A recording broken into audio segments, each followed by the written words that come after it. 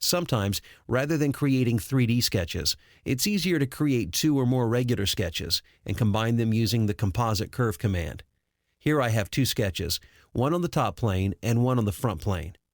Right now, they're 2 separate entities. This can be a problem in certain situations. For example,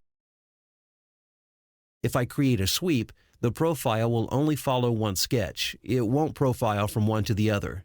By combining them into a single curve, the result is quite different. Let's take a look at how sketches can be merged. Here again, I have the 2 separate sketches. From the Insert drop-down menu, I'll select Curve, then Composite. The Composite Curve Property Manager comes up with a single selection window. You can select sketches either from the Graphics window or the Feature Manager.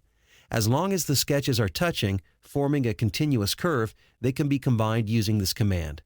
With both sketches selected, I'll click OK, and you can see in Feature Manager tree, the 2 sketches have been combined into a single composite curve. Note that the Composite Curve command is not limited to combining sketches. You can also select model edges. In this example, I'll combine this sketch with several edges on this model.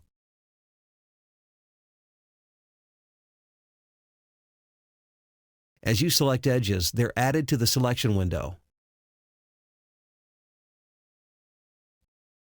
I'll click OK, and the composite curve is complete.